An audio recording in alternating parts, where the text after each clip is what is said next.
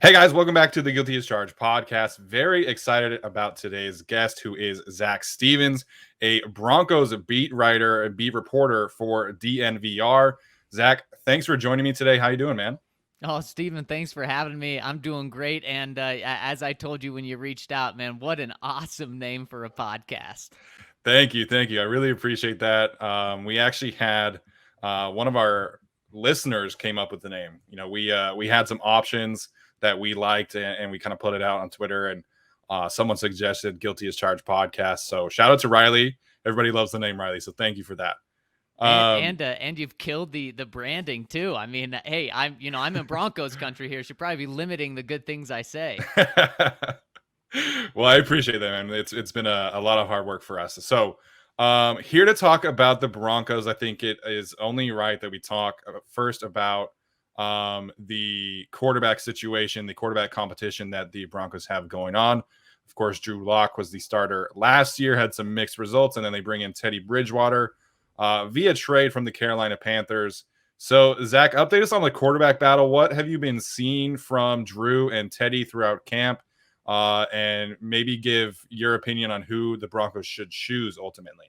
Well, before camp started, Vic Fangio said ideally he wants this decided as fast as possible, and he wants it to be decided by one guy pulling ahead of the other. We're over 2 weeks into camp now, Steven, and there's no separation. So just reading from what Vic has said, it's not ideal. And of course, everyone wants it to be decided in Broncos country as soon as possible. And of course, they want someone to jump out and grab the job, because then it'll show Yeah. that maybe they don't just have their quarterback for this year, but they have their quarterback for the future. And that has not happened. I've been at every practice, and it's been just 50-50. Vic has called it even Steven, and that's what it's been. Drew wins a day, Teddy wins a day. Last week, it seemed like we were finally seeing some separation. Teddy putting together 5 straight wins, although they were small margins. And then Drew comes out during the Broncos scrimmage the next practice and wins that by a good amount. So really pulls that even again. During the joint practices with the Vikings, Teddy won the first day, Drew won the second day. So this is going to be something where we don't know a starter probably until at least the third week of the preseason. I wouldn't even be surprised if they wait until the first week of the regular season to decide this. Now, what I've seen is Drew really try to change who he is as a quarterback. He called himself a gunslinger last year, and that Yeah. turned out to lead the league in interceptions. So now he's calling himself a calculated gunslinger, There we which go. in my interpretation just means a good quarterback. And he's trying to make better decisions. And from what I've seen, he is making better decisions. But for the most part, he's limiting the big plays that he has. And that's what a lot of people like about Drew is his big play ability, and he's really limited those so far in camp. Teddy, on the other hand, has honestly had more big plays than Drew. Everyone thought Teddy Bridgewater was this check down guy, and he's trying to show that he's more than just a check down guy. Right Yeah. now, I think I give the edge to Teddy, and I think Teddy's going to end up being the starter for this team, because I think if it's close, they're going to give the tie to Teddy. And the reason for that is Vic Fangio is making the call. He's coaching for his job. He wants to play defense and run the ball and not lose the game on offense. And he's going to trust Teddy a little more than Drew when it comes down to that, because he saw Drew lead the league in interceptions last year. So I think he's going to go with the veteran option. I think they're still going to take a couple of weeks to decide this, but in the end, I do think it's Teddy Bridgewater. Yeah, from a Chargers fan standpoint, like watching Drew Lock is kind of frustrating, because you watch the game in Denver and you see this really, explosive playmaker at the quarterback position and leads a game-winning drive. And then you watch him play in LA, and it was like, man, this guy he just doesn't have it today. And so I can only imagine what that feels like as a Broncos fan. And, your listeners are probably definitely more familiar with it than I am. Are they kind of, I assume they're running like the same system for both, right? Like they're not trying to Yep. change for Drew or change for Teddy at this point.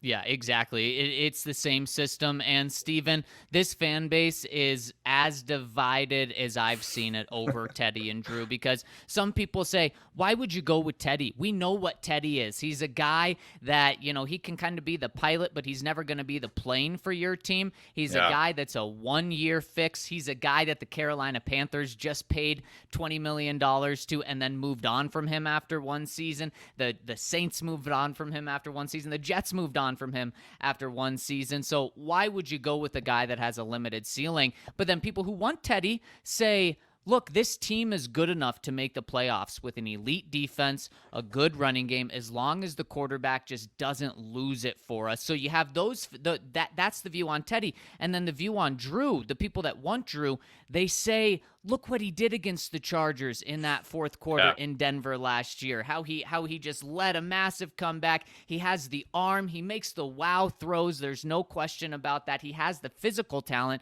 But people who don't want Drew to be the quarterback say, he led the league with 15 interceptions last year. He had his opportunity last year. This is a guy that he can make the Broncos go from being a borderline playoff team this year to having a losing record. So it's really divided here in Denver, and that's not what you want when you're talking about your quarterback position. Yes, obviously, we Chargers fans are very fortunate to have Justin Herbert be as successful as he was last year. I'm curious, has Vic said how much Teddy and Drew are going to be playing in the preseason? Yeah, we expect them to both play a lot in the preseason. And this first game coming up on Saturday, you can expect at least a quarter and a half from each of these guys, which is how it should be. I mean, these guys should probably each get a half, but at least they're going to be getting at least a quarter and a half. Okay. Sounds good. So it's definitely something for Chargers fans to keep an eye on this preseason. I want to shift gears and talk about the players that will be catching the ball from whoever plays quarterback. Obviously, as a general NFL fan, you never want to see anyone go down to injury. Hopefully, Cortland Sutton is healthy this year. But as a University of Utah alumni, I've got to say, I was so happy that Tim Patrick finally got his chance. But now he's kind of stuck behind all those guys again. So talk to us about the Broncos skill players. Obviously, it seems like a very, very talented position group on paper. But what have you been seeing from that group in training camp so far? Well, there's no question who the Broncos' number one receiver is right now, and it's not Cortland Sutton. It's Jerry Jeudy. And now this is going to be a tough sell to Chargers fans after what he did in Los Angeles last year with having 5 drops. I mean, that was by far the worst game of his career. And it's probably going to be the worst game that he ever has in the NFL because it was a historically bad game by any wide receiver. But Jerry Jeudy in 13 practices now has 2 drops. So he's really worked on the drop issue. And then outside of that, the talent flashed all over the field last year with just his route running ability, his ability to get open, and that's only gotten better this year. In training camp, he's gone against one of the best secondaries, if not the best secondary in the NFL that the Broncos have, and he's open 95% of the snaps. So he is a guy that's going to have a monster season. I really expect those drops to come down, and he's going to have a breakout season, significantly over 1,000 yards. Cortland Sutton, he's still working his way back from the ACL.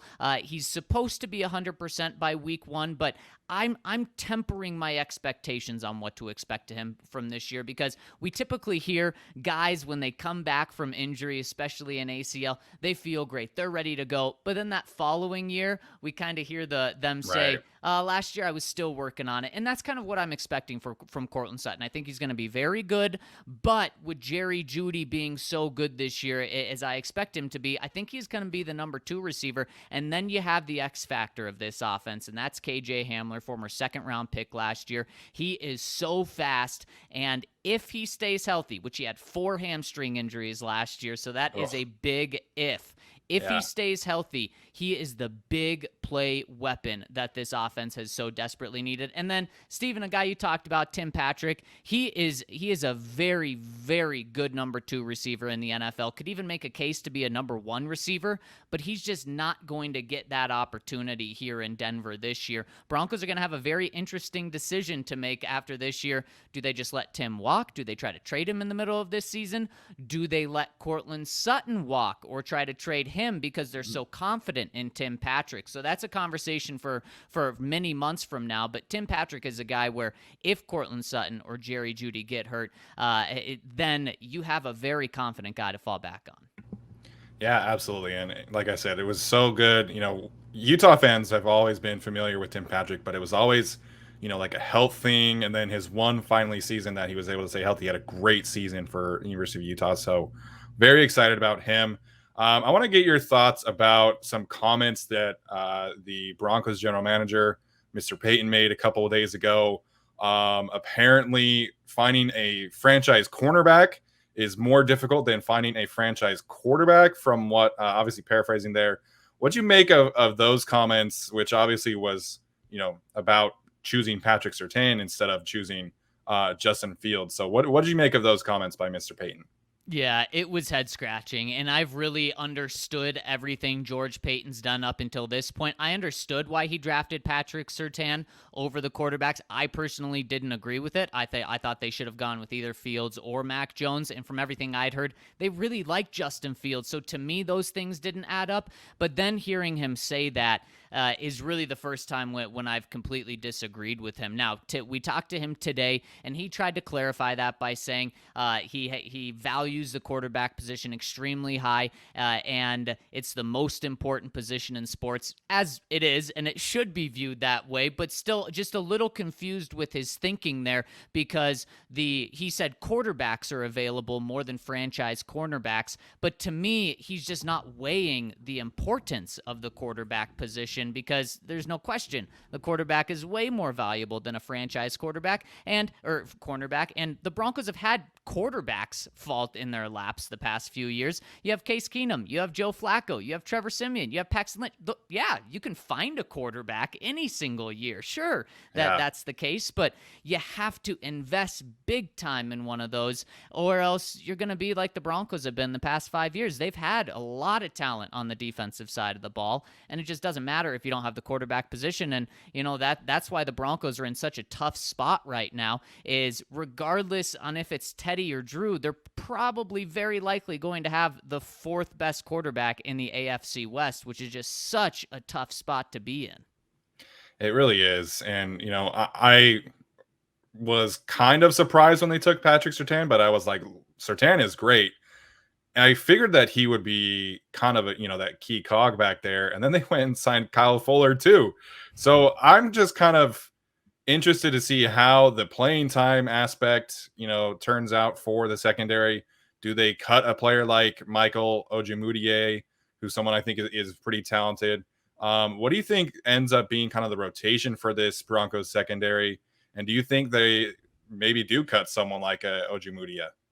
Yeah, one thing that I've been very encouraged with on the defensive side of the ball is they're using all of their top 4 cornerbacks nearly every single play. So they're running dime a ton. Okay. In my mind, and from everything I've seen, dime is going to be their new base, which is just pretty incredible. That's kind of on the forefront of where the NFL is now, because now you see people using nickel kind of is their new base. Well, the Broncos are stepping that one up and doing dime, where they have 4 cornerbacks, 4 potential starting cornerbacks on most teams. And then, of course, they have all-pro safety Justin Simmons next to Kareem Jackson, which means they're really going to rely on their 4 guys up front, Bradley Chubb, Vaughn Miller, and then Shelby Harris and Draymond Jones in the middle to defend the run, because they're only going to have 1 linebacker on the field at a time. But when you have 4 cornerbacks that you have such a big investment in, you have to have them on the field. I think Michael Ojemudia is going to end up making this team as the 5th cornerback, but there's some depth there where the Broncos are going to have to cut someone that's going to be picked up by another team and make their roster. Now, it was interesting. George Payton also told us today that he's received a lot of calls about the Broncos' depth at cornerback. So whether we're talking O.J. Moody, a fifth, sixth string type of guys, or whether we're talking Broncos potentially moving on from one of those top four guys, it is interesting. From everything I've seen, though, they're ready to commit to four guys on the field this year. That's really interesting. And obviously, you got to play to your strengths, but that's quite a philosophy change for Vic Fangio, because I went back and studied the Bears defense this year, this summer, ahead of, getting ready for the Chargers, to try and see what might the Chargers do for their linebacker and like how they're going to use them. And so to see Vic Fangio go from having Danny Trevathan and Roquan Smith playing like 90% of the snaps between the two of them to now hearing that he's going to be mostly in dime package, that's quite a change for him. Yeah, and to be honest, it's impressive to see an older guy that's been in the league for three or four decades make this change so late in his career, but it's playing to his strengths, which is something that the Broncos fans have been so frustrated with in the past, is this coaching staff, not necessarily this one, but coaching staffs in the past not playing to their players' strengths. And on top of that, what you're going to have in Denver is you're really going to be relying on that secondary against Justin Herbert, against Patrick Mahomes. So I think the division and who they're playing has a ton to do with that, because yes, the Chiefs and the Chargers can run the ball, but that's not how they're going to win. You guys are going to win with Justin Herbert. The Chiefs are going to win with Patrick Mahomes. And then the Raiders, they're maybe the most balanced team in terms of that. But if you shut down Derek Carr, then you can contain Josh Jacobs, I think. Yeah, I know there's been a lot of chatter at Chargers training camp about like getting the running game improved and keeping those guys healthy. And like, yes, that's important, but like, who are we kidding? It's going to be about Justin Herbert. Same with Patrick Mahomes. I'm hearing Chiefs fans talk about Clyde Edwards-Helaire being like the X factor, and he might be, but man, it's all about the quarterbacks in this division, and that's what makes it so fun. Yeah, and that's what makes it so terrifying for Broncos when they clearly have the fourth best quarterback. Yeah. How is Vaughn Miller doing? I as a casual fan, again, I've always been a big fan of Vaughn. Such a great player. Almost single-handedly wrecked this Super Bowl for the Broncos and the Carolina Panthers. How's Vaughn been looking coming back from his own injury? He looks really good. He looks like Vaughn Miller, and typically Vaughn Miller in training camp blows training camp up and just ruins it for the offense. He's certainly flashed that this training camp, but he also looked great last year in training camp. Last year in training camp, he may have looked the best he's ever looked, and then, of course, 1 week, 5 days before the season starts, he gets a terrible injury to his ankle that takes him out for the entire season. This is a huge season for Vaughn Miller, though, because not only season-ending injury last year where he doesn't play a single snap. The season before, he only had 8 sacks. His worst season outside of, I believe, his third season where he didn't play in most of the games. So this is a monster season for him to decide if he's going to stay with the Broncos after this year, decide if he's going to be a $20 million player moving forward, because now he's on a contract year. Broncos were unsure if they were going to pick up his option, did it at the last minute, and now his future really rides on this year. Yeah, absolutely. Very similar situation to what, we just experienced with Melvin Ingram. And hopefully, Vaughn Miller's season ends up being better than, Melvin Ingram's does. But definitely something to keep an eye on there. Let's talk about the AFC West as a whole. Obviously, it seems like everybody is kind of, vying for that second place behind the Kansas City Chiefs. Obviously, you never know for sure in the NFL. But I feel very confident in saying that the Chiefs are probably the best team in the AFC again. What do you make of the rest of the AFC, and how do the Broncos fit in there? I mean, it all comes down to Justin Herbert when you talk about the AFC West, because like you said, Steven, you know what the Chiefs are going to be. They're going to be extremely good. And especially after losing that Super Bowl last year, I think that they're just going to want to torch the rest of the NFL. Yeah. So that's why I think it's going to be hard for any team to keep up with them. But heck, if Justin Herbert builds off the season that he had last year, and to be fair, going into the draft last year, I was not a Justin Herbert fan. The Broncos were connected with taking him if he came out a year before, and I thought, oh no, that's not a guy I want to touch. And then he's totally proved me wrong. And so now I'm all on the Justin Herbert train because he's proved me wrong and had such a good season. If he builds off that, then who's to say that they're not keeping up with the Chiefs? Now, I still give the edge to the Chiefs, but maybe it comes down to week 17, week 18 when the Chiefs finally pull away. And if Justin Herbert is that guy, well, they're going to have the number 2 seed in the AFC West locked up. The Raiders aren't going to be able to keep up with them. And the Broncos, even with the great defense, aren't going to be able to keep up with them. But if Justin Herbert kind of has some sophomore struggles, then I think that number 2 spot is wide open for the rest of the AFC West. And it just, for the Broncos, it depends on how good their quarterback play is. If they have average quarterback play, that's all the Broncos need is average. Then they'll be fighting for a playoff spot. They'll be relevant in the beginning of January. But last year, they had, bottom 3 quarterback play. Teddy Bridgewater wasn't great with the Panthers. That's why they moved on from him. But all they need is average. And that's, again, why I think they're going to fall back on Teddy, because they're going to say he has the best chance of not being a top 5 quarterback, but of being an average quarterback for this team. They're going to be built on defense, like we've talked about, in the running game. They have the 4th highest paid running back in the NFL this year, and a guy you're very familiar with, Melvin Gordon. And then they have a second-round pick, a guy they traded up for in Javonte Williams. They're going to roll with those guys, and they should have a pretty good run game. So if the quarterback play is average, they'll be competing with the Raiders. They'll be competing with the Chargers as long as Justin Herbert doesn't look like a potential MVP. Yeah, that's crazy, man. Like, we didn't even get to talk about Melvin Gordon and Javonte Williams. And I love Javonte Williams coming out of the draft. I thought he was, right there with Najee Harris as like the best back in the class. So, so many interesting storylines for the Broncos this season. Chargers fans, make sure and give Zac a follow on Twitter at Zac Stevens. You can follow DNVR Broncos as well. That's who he covers the Broncos for. Some great stuff on a weekly basis for Broncos intel, because we all know that's important. We all got to keep an eye on the rest of the division. Zac, thanks for joining me, man. I hope you have a great season covering the Broncos, and we'll be in touch later on. Hey, that sounds great. Thanks for having me on, Steven. Maybe we'll talk some Broncos Chargers when we get in the season. Yeah, absolutely happy to do that anytime, man. All right, we'll see you later.